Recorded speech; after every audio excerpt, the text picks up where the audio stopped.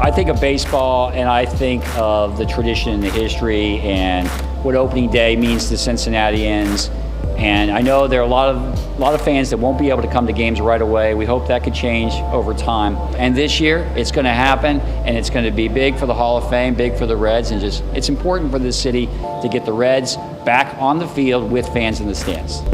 From WLWT, this is Let's Talk Cincy, presented by Western and Southern Financial Group. Put our financial strength behind you. Hello everyone, I'm Curtis Fuller and welcome to Let's Talk Cincy. We are just days away from the unofficial holiday here in the Queen City known as opening day for the Cincinnati Reds. Although the pandemic will keep some restrictions in place, fans will be allowed back in the stands when the Reds take the field. An organization with a rich history. Today, this one belongs to the Reds.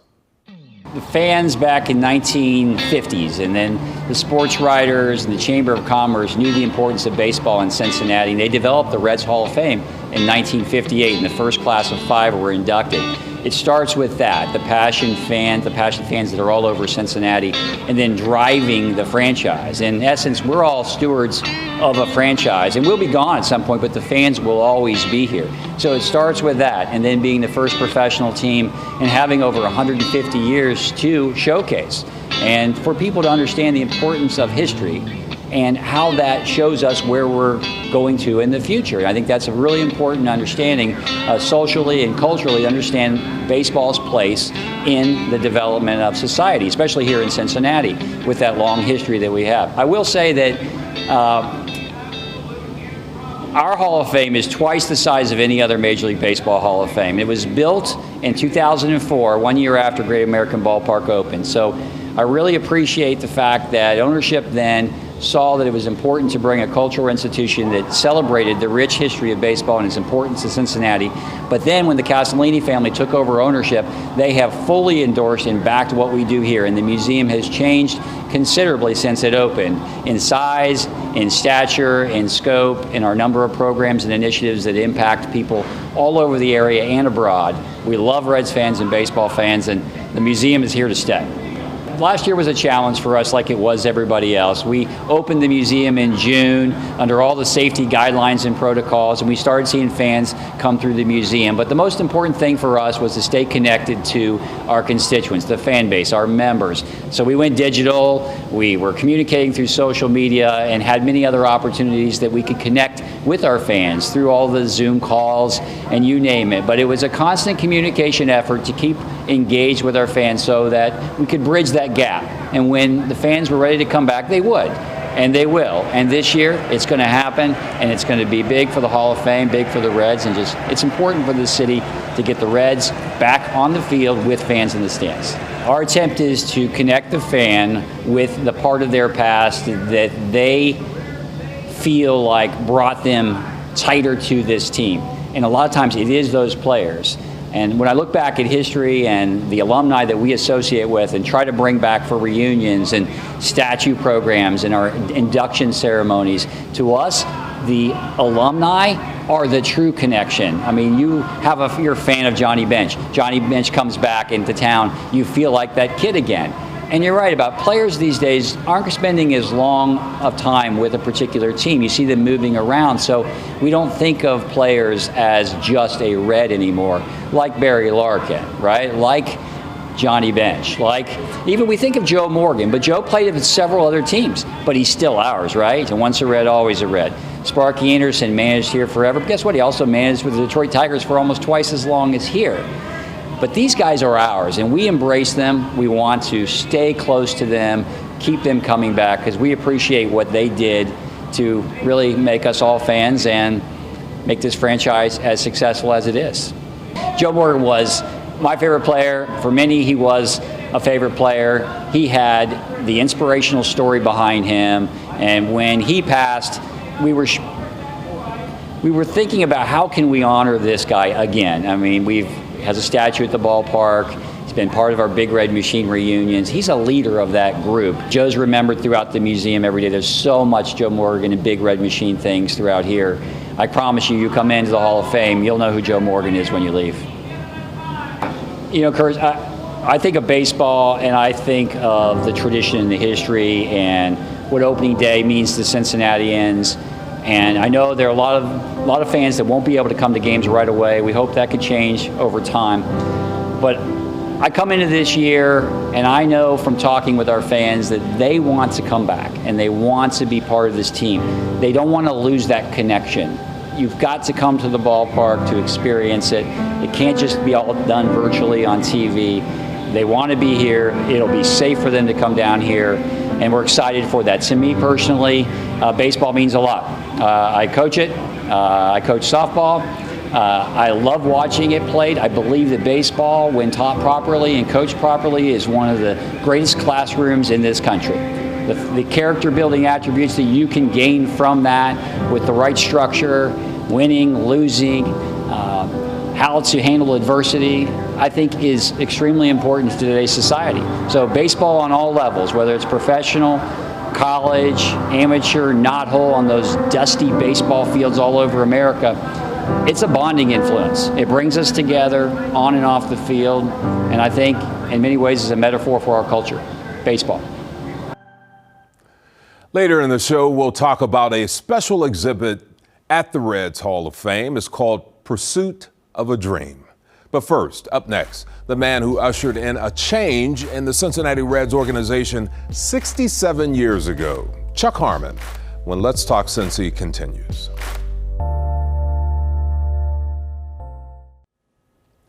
History was made on April 17, 1954, when Chuck Harmon became the first African American to play for the Cincinnati Reds. This came a few years after Jackie Robinson broke the color line in Major League Baseball, but it remains a significant moment in Reds history. Mr. Harmon passed away just a couple of years ago at the age of 94.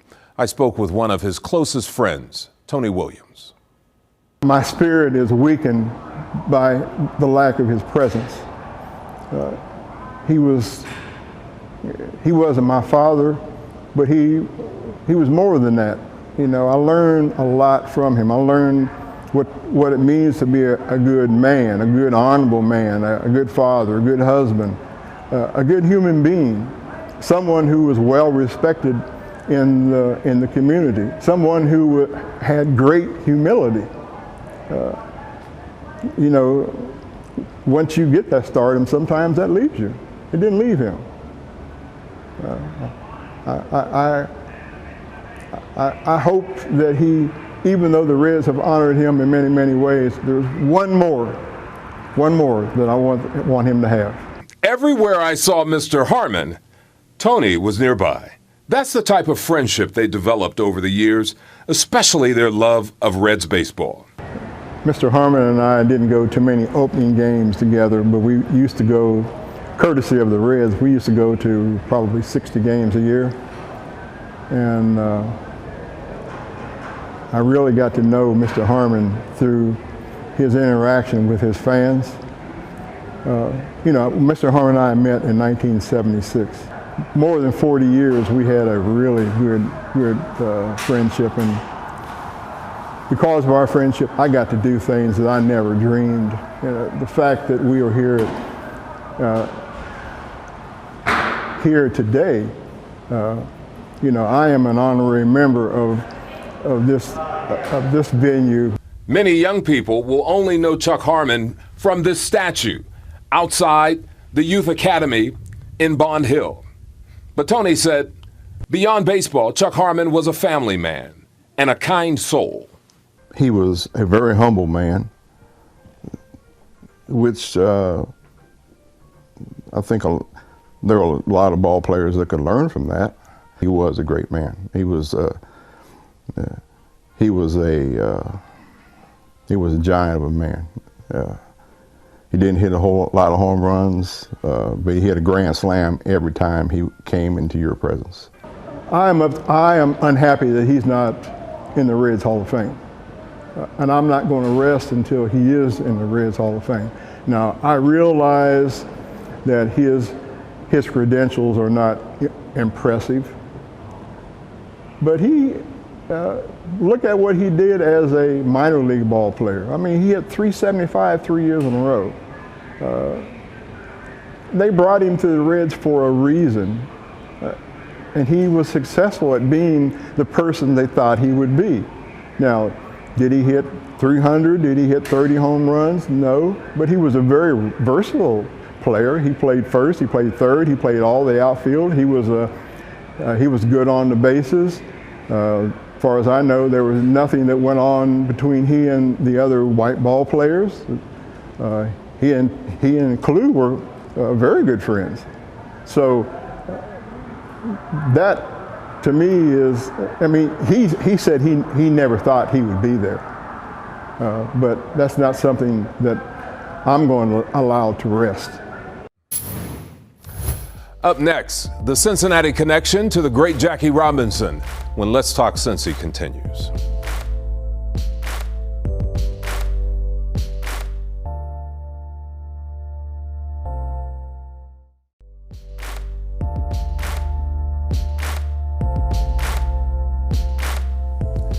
Jackie Robinson is one of the most recognizable names in the history of baseball. When he came up to bat in April 1947, change was felt on and off the baseball field. One of his friends was Ernie Waits Sr., Cincinnati's first black broadcaster. Today, let's talk to Mr. Waits' son about his father's friendship with the legendary ball player. As an infant, I was given the privilege of calling the great Jackie Robinson my godfather. And I think now, being 70 years old, on the other side of that journey, it has now become so much more meaningful to me. Also understanding all the things that this Hall of Famer went through in order to provide different outlets and opportunities for so many other people, not just the Negro League that were before him, but all those that came after him, including Joe Morgan and so many others that we could talk about. When I was younger, I didn't call him Uncle Jackie or anything. I called him Mr. Robinson, because at the time, as a young black youth, that was the type of respect that you paid to everyone. And failure to do so had its had its own problems. But and as I got older and could actually understand and interpret all the things this great man had to go through in order to be what he was, so many people thought that he just, and even today, he just arose out of the dust or something, but they don't realize how hard he had to work as a sportsman, but also as an integrator, as someone who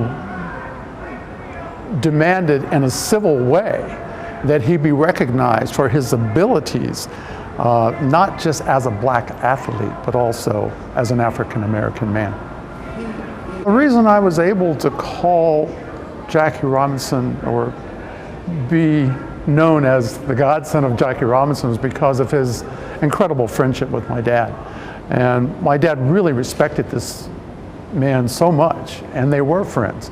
And yes, there were places in Cincinnati where if you were black and you were traveling, you got gas, or places where you could stay, or places where you felt accommodated. And this was in my recollection of the 50s and even on into the 60s, where sometimes you weren't as welcome. They weren't as welcome in some of the major hotels and other places without a little bit of,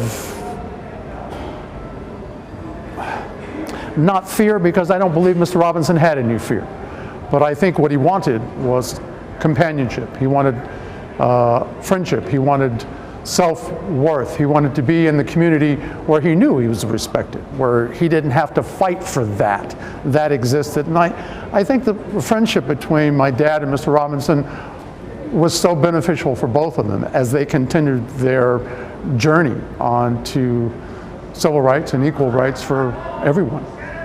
When I went to Crosley Fields, there was Eugene Dean and his wife, who ran what I understand to be the first concession stand, functional, run by a black family. And I think part of that also, and I got, as a kid, to make the Cokes and the popcorn and all the other stuff as well. But I think that's something else that happened because of the bravery of Mr. Harmon, the bravery of Mr. Robinson, and also the courage of Mr. Ernie Waits. My father was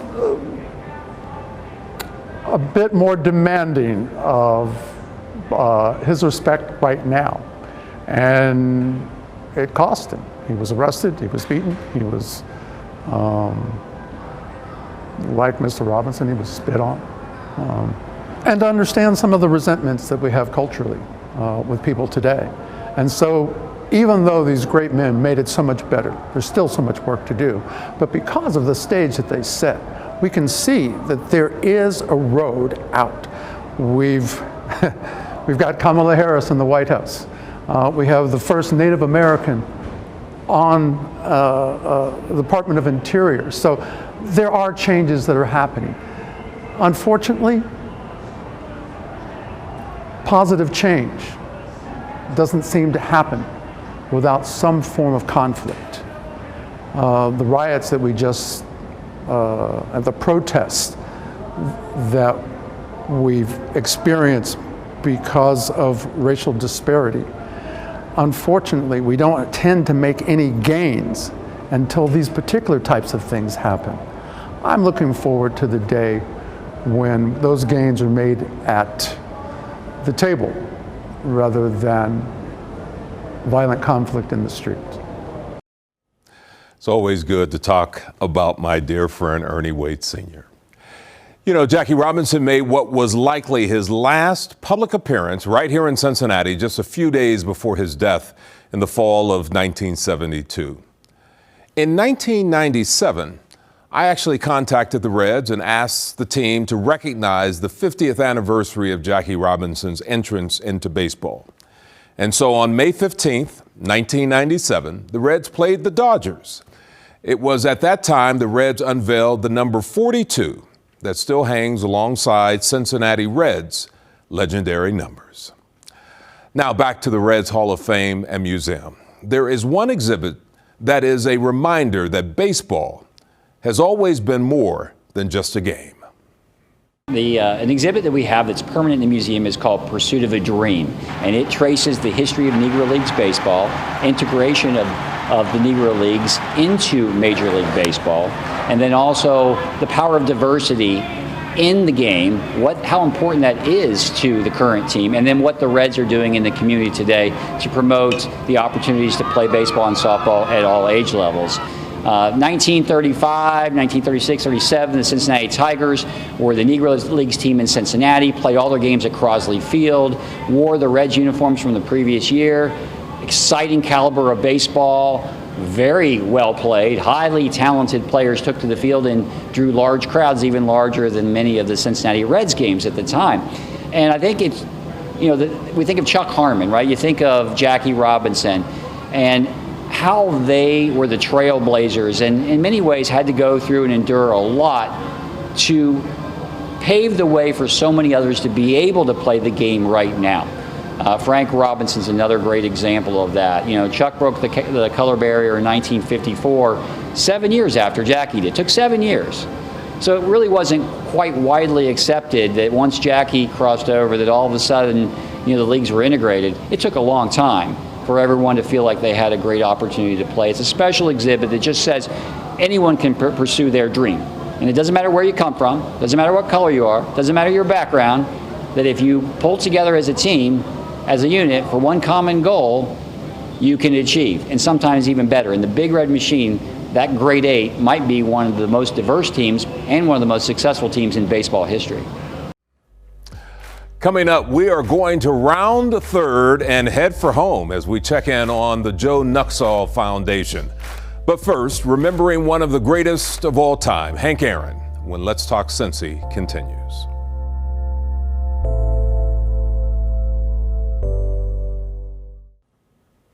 Baseball lost one of its greatest players with the passing of Hank Aaron earlier this year. George Vogel has a look now at the great Henry Aaron. Hammerin' Hank Aaron. In 1974, he was chasing one of baseball's most sacred records, 714 home runs set by Babe Ruth. He tied the Babe right here in Cincinnati. That ball is gone. A home run. Henry Aaron has just tied Babe Ruth's home run record of 714. That was the first inning of the first game called by Reds Hall of Fame announcer Marty Brennaman. When we went to the commercial break after the top of the first inning, my partner of 31 years, God rest his soul, Joe Nuxhall, said, "What the hell do you do for an encore?"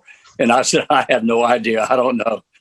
It was really special for me because it was my first game. 4 days later in Atlanta, Aaron broke the Babe's record by smacking number 715. Henry Aaron is the all-time home run leader now. But with the record came a price. Aaron received racist hate mail as he chased Ruth's record.